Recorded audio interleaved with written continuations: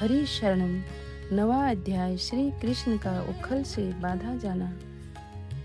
सुखदेव जी कहते हैं, परीक्षित, एक समय की बात है, नंद रानी यशोदा जी ने घर की दासियों को तो दूसरे कामों में लगा दिया और स्वयं अपने लला को मक्खन खिलाने के लिए दधी मथने लगी।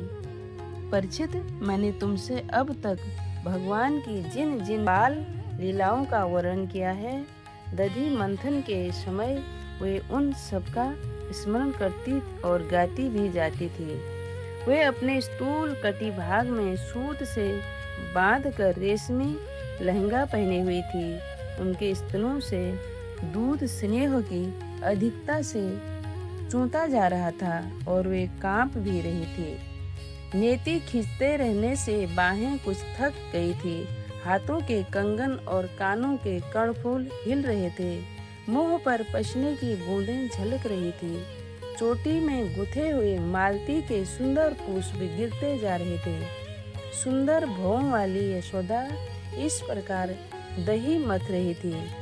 उसी समय भगवान श्री कृष्ण स्तन पीने के लिए दही मथती हुई अपनी माता के पास आई।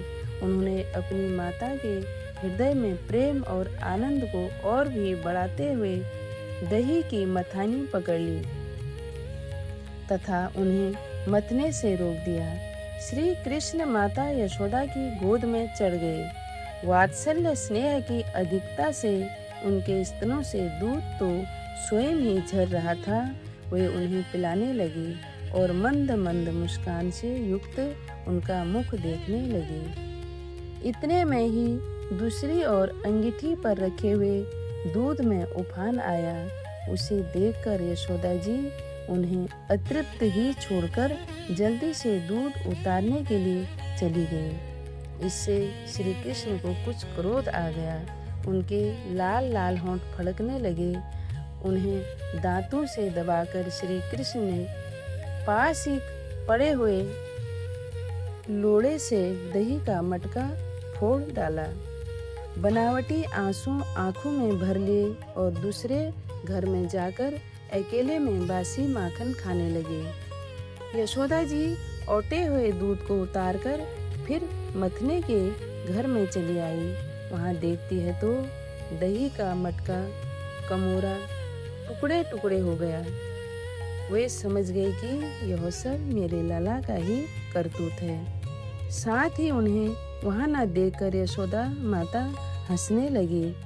इधर उधर ढूंढने पर पता चला कि श्री कृष्ण एक उल्टे हुए उखल पर खड़े हैं और छीके पर का माखन ले लेकर बंदरों को खूब लुटा रहे हैं। उन्हें यह भी डर है कि कहीं मेरी चोरी खुल न जाए, इसलिए चौकने होकर चारों ओर ताकते हुए यह देखकर यशोदा रानी पीछे से धीरे धीरे उनके पास जा पहुंची।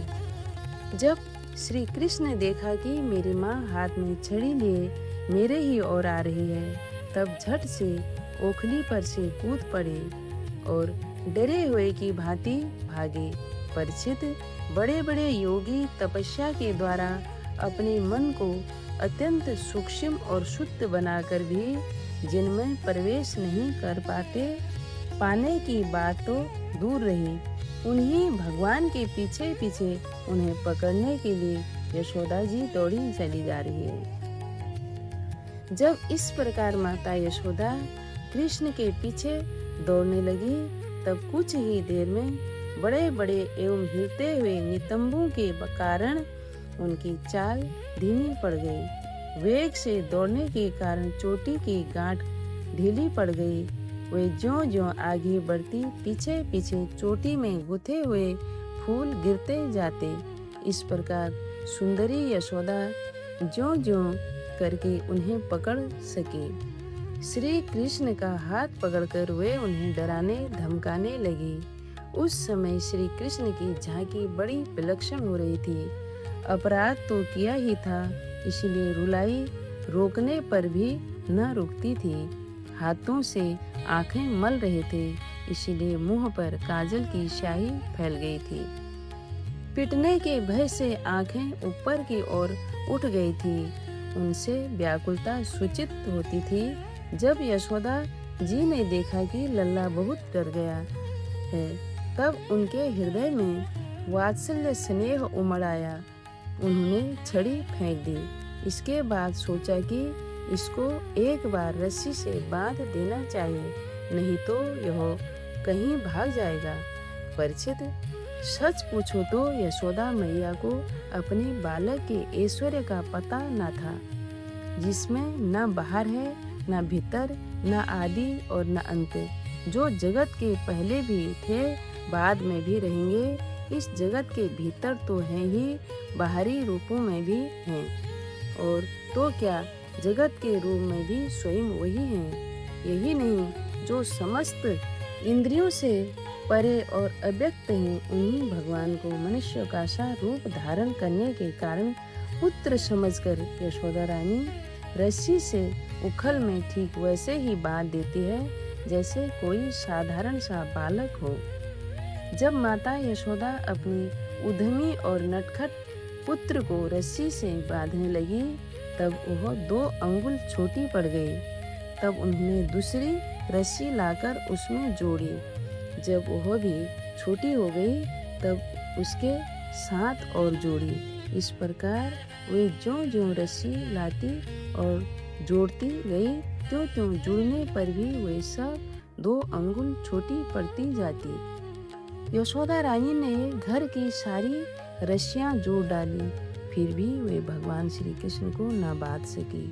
उनकी असफलता पर देखने वाली गोपियां मुस्कुराने लगी और वे स्वयं भी मुस्कुराती हुई आश्चर्यचकित हो गई। भगवान श्री कृष्ण ने देखा कि मेरी माँ का शरीर पसीने से लथपथ हो गया है, चोटी में गुथी हुई पुष्प गिर रहे हैं और वे बहुत थक भी गए हैं। तब कृपा करके वे स्वयं ही अपनी माँ के बंधने में बंध गए। परीक्षित, भगवान श्री कृष्ण परम स्वतंत्र हैं। ब्रह्मा, इंद्र आदि के साथ यह संपूर्ण जगत उनके बस में है। फिर भी इस प्रकार बंध कर उन्होंने संसार को यह बात दिखला दी कि मैं अपने प्रेमी भक्तों के बस में हूँ। ग्वालिनी यशोदा ने मुक्तिदाता मुकुंद से जो कुछ अनिर्वचनीय प्रसाद, कृपा प्रसाद प्राप्त किया, वह प्रसाद ब्रह्मा पुत्र होने पर भी, शंकर आत्मा होने पर भी और वक्ष स्थल पर विराजमान लक्ष्मी अर्धांगिनी होने पर भी न पा सके। यह गोपिका नंदन भगवान अनन्य प्रेमी भक्तों के लिए जितने सुलभ हैं, उतने देहाभिमानी कर्मकांडी एवं तपस्वियों को तथा अपने स्वरूपभूत ज्ञानियों के लिए भी नहीं है। इसीलिए इसके बाद नंदरानी यशोदा जी तो घर के काम धंधों में उलझ गई और उखल में बंधे हुए भगवान श्याम सुंदर ने उन दोनों अर्जुन वृक्षों को मुक्ति देने की सोची, जो पहले यक्षराज कुबेर के पुत्र थे। इनके नाम थे नल कुबर और मणिग्रीव। इनके पास धन, सौंदर्य और ऐश्वर्य की पूर्णता थी। इनका घमंड देखकर ही देव ऋषि नारद ने इन्हें साथ दे दिया और ये वृक्ष हो गए। श्री कृष्ण गोविंद हरे